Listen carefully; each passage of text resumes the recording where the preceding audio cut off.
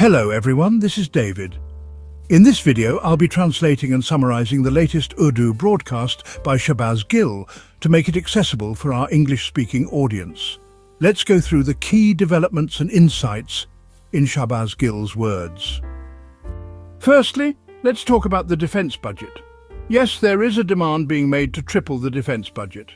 As you know, the first 10 days of June are when all major decisions regarding the budget are usually made. So from now until June 10, and at most by June 15, these decisions will be finalized.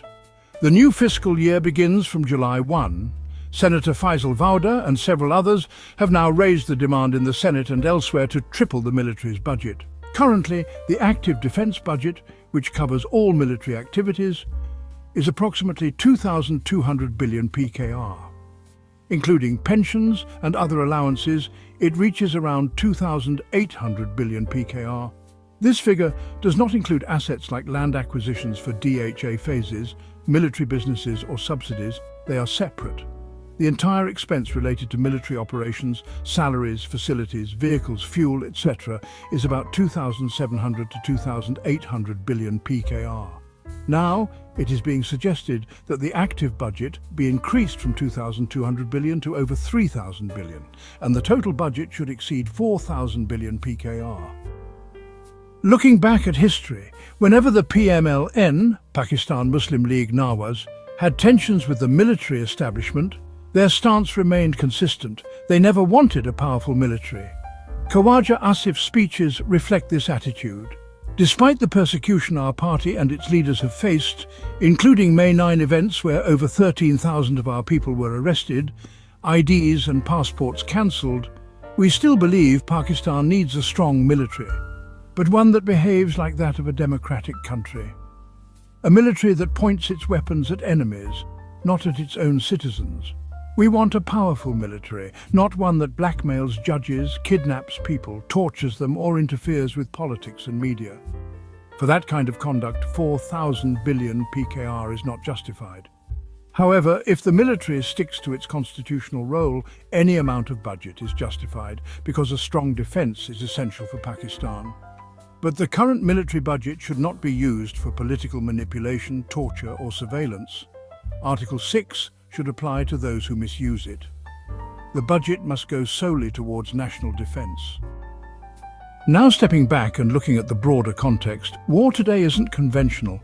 Even recent skirmishes, though brief, involved air force and missile systems. Hence, Pakistan must invest in missiles and air power. Our air force budget is around $7.9 billion compared to India's $80 billion. Our navy budget also needs an upgrade. Rather than military businesses and luxurious perks, we must focus on strengthening core defense capabilities. If we cut excess spending, such as the military's involvement in media, politics and property, then even 2,000 or 3,000 billion PKR could be enough to perform wonders.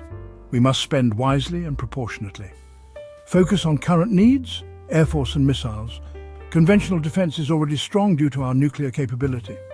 At the same time, we must reduce the budget of ISI Michigan and all political manipulation operations. 1,000 billion PKR can be saved from here.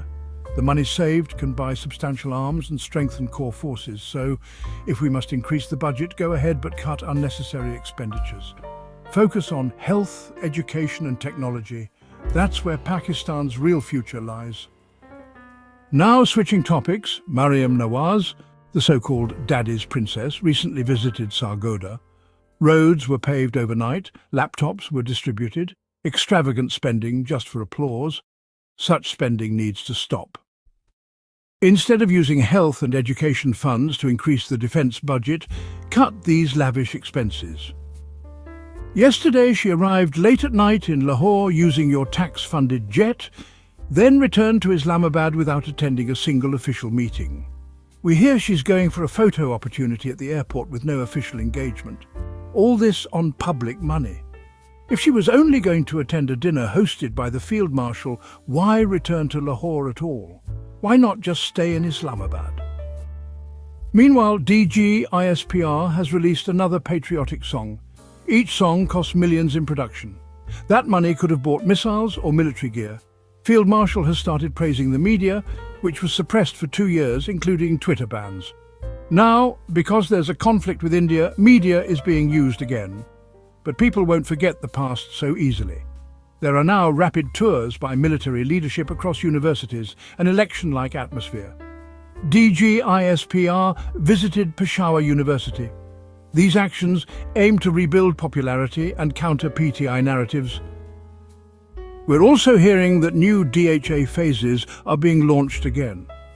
After a lull, DHA is preparing aggressive marketing campaigns, repackaging old, unsold properties, because, well, good times seem to have returned. Respected journalist Hanif Mohammed has said in a vlog that previously army chiefs were given plots. Now that we have a field marshal, will an entire DHA phase be given?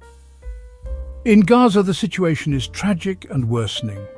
Even figures like Piers Morgan are now calling it genocide. Thousands of children have died. Israel is blocking humanitarian aid.